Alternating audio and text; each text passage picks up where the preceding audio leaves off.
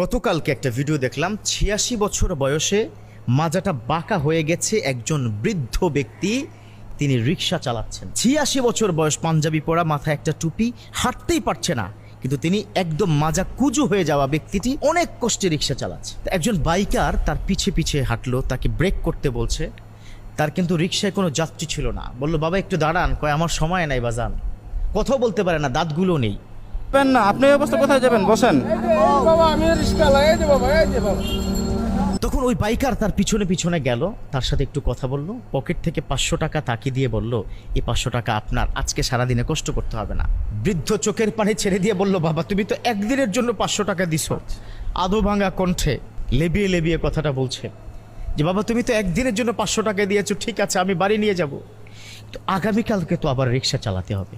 বাইকারের বুকটি ফেটে গেল, চোখের পানি, সে হাউমাউ করে ছেলেটি কান্না শুরু